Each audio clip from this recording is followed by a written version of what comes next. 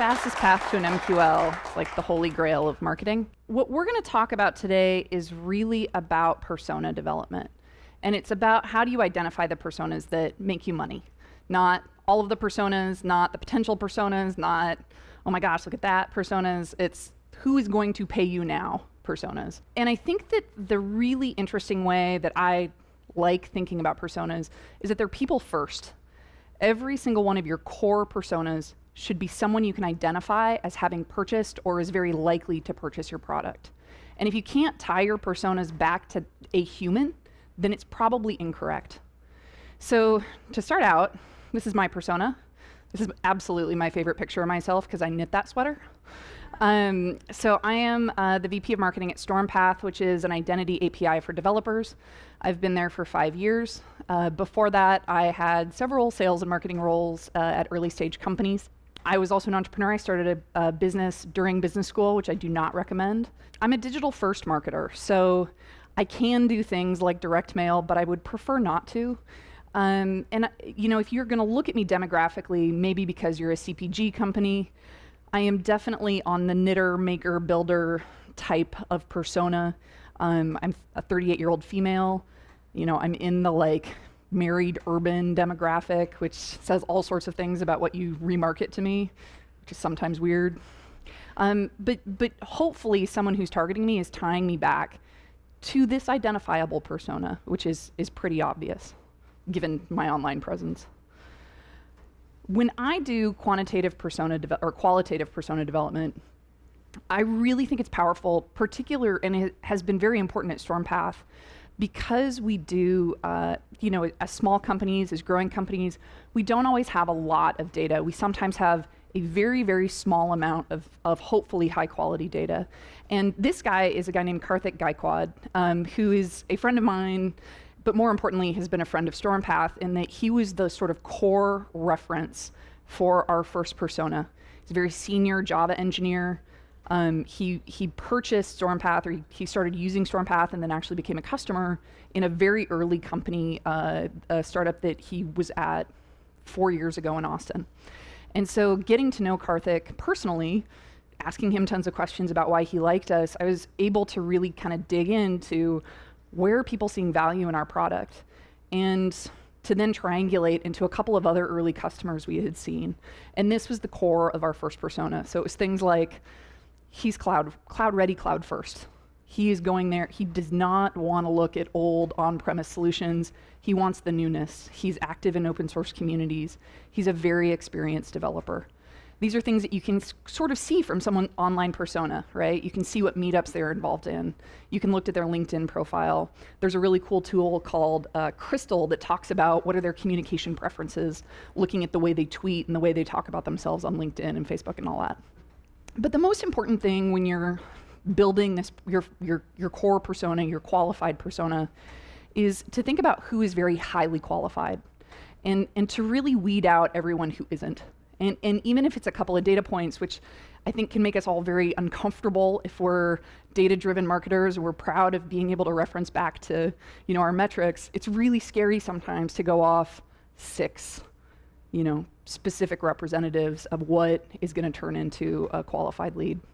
But I think it's important to identify those representatives, to really be able to test ideas against them, to test new programs or new offers against them, and to get to know them and talk to them, because your product's going to evolve over time and you're going to need to check back in. I had a call with Karthik last week. He's still awesome. He's way nicer than he looks in that picture. He looks so serious. When you look at what a persona is, and you go online and you're like, persona templates, and I do this on occasion to think about, do I do this right? It makes me completely crazy that the internet's definition of a persona is this guy, John Tyler. I love what it says about him. So he is a CMO, he is an organized, strategically minded, adaptive, confident, he has communication skills. That just described like half of the professionals in the United States, and certainly every single one of the senior professionals. It is completely useless information. And it's at such a high level that and I'm sorry if anybody works at Codal, I don't even know what that is. It is so useless that you can't actually do anything with it. You can't target him, you can't identify him, you can't talk to him, you don't know what he cares about, you don't know what to offer him. This is not one of my personas because she seems to be in healthcare, but this is what my personas look like. They're incredibly, incredibly detailed. They talk about not just, what does somebody do, but what do they care about? What are the real drivers, the real hooks for them? At Stormpath, it's things like they're an experienced developer who really value efficiency. They understand the pain point already. They're cloud first. They participate in open source communities. They tend to have a very narrow demographic band for us. And I think that when you have very detailed personas like this, and you can even color parts of them a different text to say, this is sort of speculative right now, we've only got 1 data point on this or 2 data points on this, but it really helps you focus in on what you're looking for and focus in on giving that person an amazing experience. The framework that we use, the simplest framework for how to get these people through fastest and cleanest and easiest, is you break them into 3 buckets. There are the people you ignore, there are the people you focus on, not shockingly, these will be your personas, and then there are the people you cultivate. They're your personas, but maybe without a need or a timeline or some other good thing. And the most important thing when you're implementing this is that you have to be ruthless. One of the things that is so compelling and so tempting when you're marketing, particularly when you're in a new company and it's growing and you're trying to get it off the ground, is it's like, wow, look, we had just had 60 students from the University of the Andes sign up. Is that a thing? Is that a thing for us today? Oh my gosh, there are so many students in the world. No, those guys are not a thing, but this does happen to us every semester. And it's important to, not be pulled into this. You have to really be ruthless about who fits into each of these categories. So who do we ignore? Sadly, we ignore the students from the University of the Andes, though we love and support them. The people you want to ignore are people who are going to create noise in your pipeline. They're going to create noise for your sales and marketing team and confuse your sales and marketing team. And they're going to totally sandbag your down funnel metrics. So it's important to get these guys out of the funnel early, guys, gals, whoever they are. And there's a lot of common patterns to this, even though whatever your business is will look different. Some really good common patterns are geography. One of the questions that we often get asked at Stormpath is, you guys handle user data. Do you work in the EU? Do you work in Germany? They have really high privacy standards. Do you just stay away from there? And the answer is no, we love those guys because they need help. They have a very strong pain point because they have strong requirements. But conversely, we don't go to places like Africa. There's not as much budget for those companies. We're very happy to support them. We want them to use Stormpath, but I'm not going to pass them through to our sales team unless they show a real interest. Another one that I think is challenging for a lot of early stage companies is the company size you target. Some companies might be too small. If you're a premium product, it's going to be hard to sell to me, right? I have some price sensitivity. I have, a board of investors looking at my budget every month. But conversely, as a startup, I don't go sell to big companies. Well, that's not true. I go sell to a lot of big companies, but early on, we were very wary of big companies. Similarly, because sometimes their requirements, their need for customization was just so huge that I can't really do anything with that. Startups or other SMBs are often a really good early target. Similarly, governments.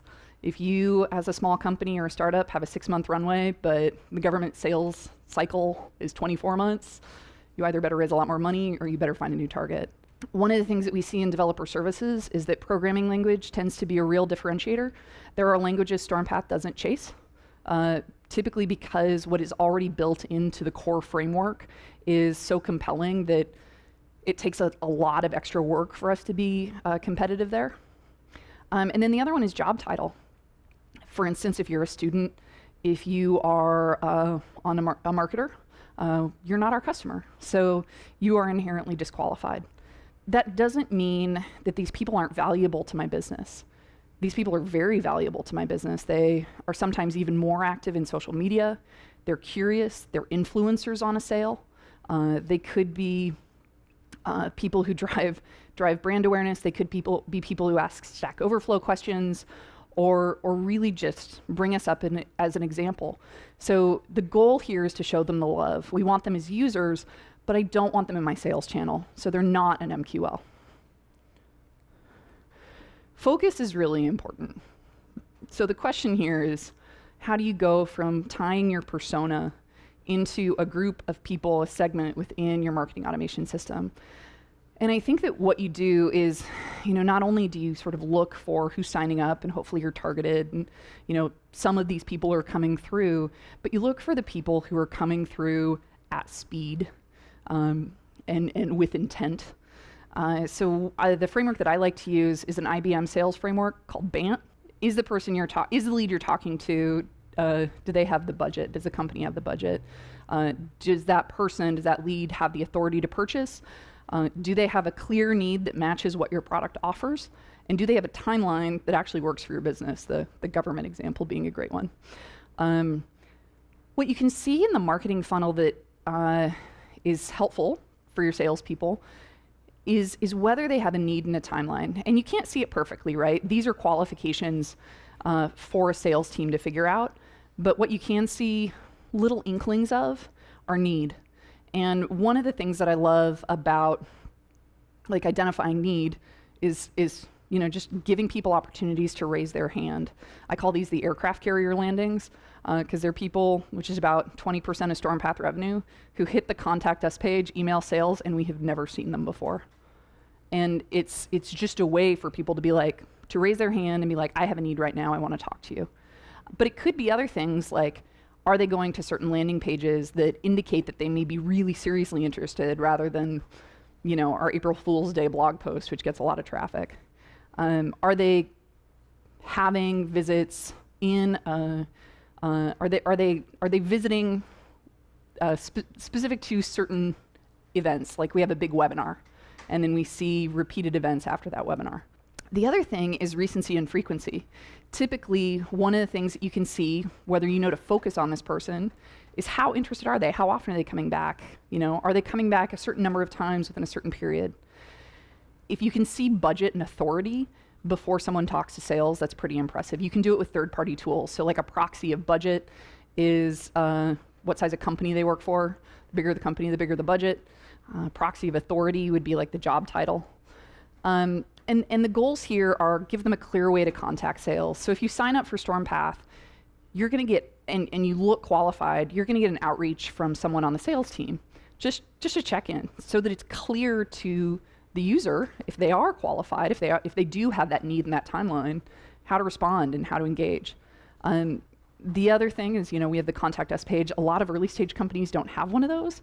Please don't make that mistake. They are very, very valuable. And the other one, which I know Guillaume is going to talk about next, is scoring to SQL.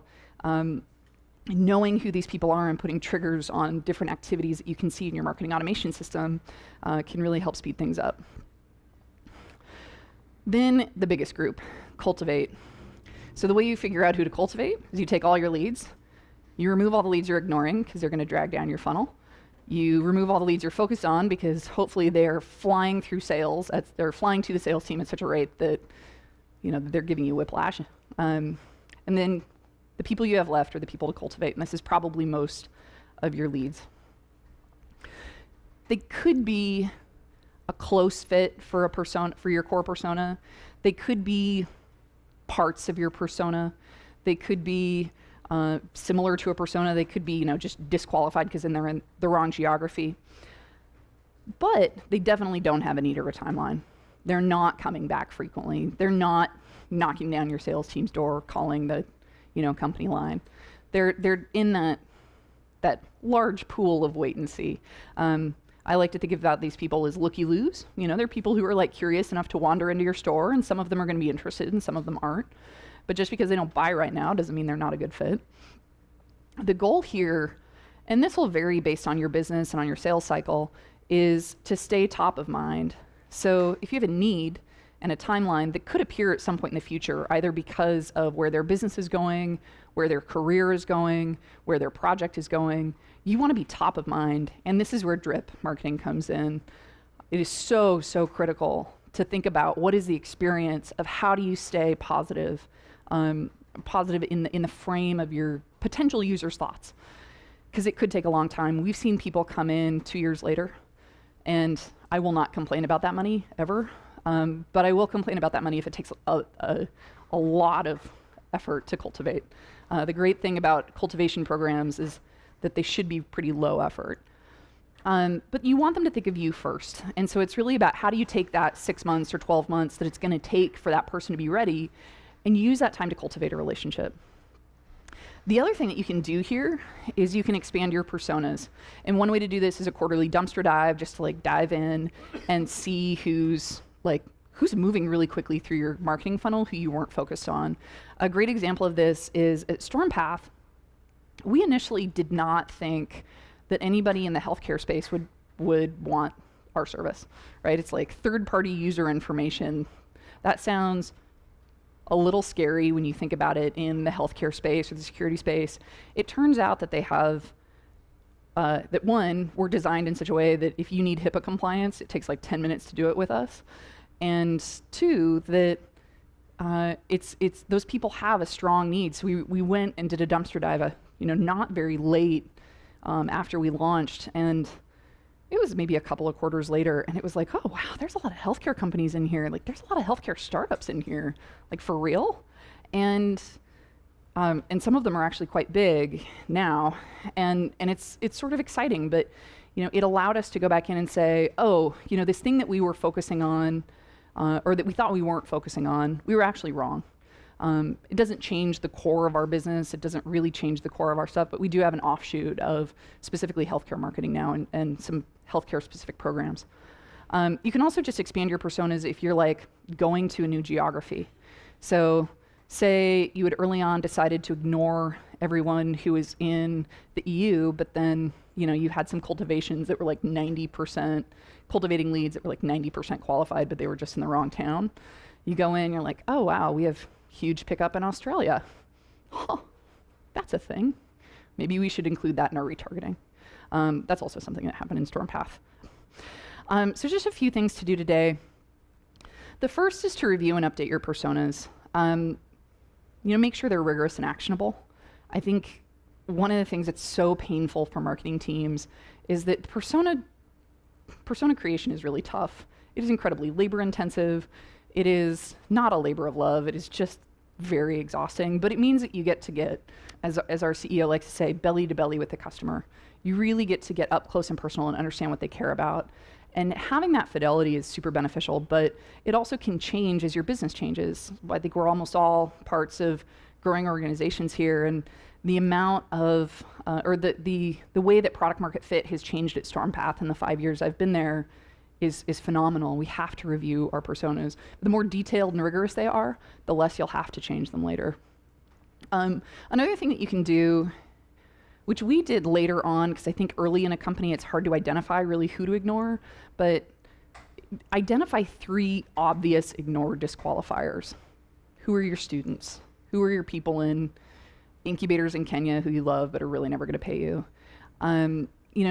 Being able to pull these people out of the funnel really reduces the amount of noise for your marketing team, your sales team, so that when they're talking to leads, when they're really helping to create that feedback loop back to you about here's who we need to score, here's who we want to see more of, they're dealing with less noise, so they're giving you better quality information. And they're less annoyed at you, which is also helpful. The other thing is to know your lead time. This is one of the most important things that we have figured out at Stormpath. How long are you in the marketing funnel? How long are you in the sales funnel? What's the average time, or the average plus 1 standard deviation time for you to actually start using the product? And once you get there, you know how to differentiate between who you focus on and who to cultivate. Because if they don't hit, that average plus 1 standard deviation, they're probably in the cultivation bucket, even if they're perfect otherwise. The final thing is to build a cultivation program. One of the things that we've seen works really well, which is not a state secret, is educational content. We spend a tremendous amount of effort on educational content. And the reason is, one of the things that our user base cares about, completely without respect to whether or not they have an immediate project, is becoming better practitioners at what they do. And so a lot of what we focus on helps them to understand new frameworks, helps them to understand new changes in their technology, helps them to understand, how people are solving problems differently today than they were 3 years ago. And so our cultivation program is based very heavily on, what is educational content that will position us as a thought leader. So that's it. And thank you guys so much. I hope you have a great rest of the day.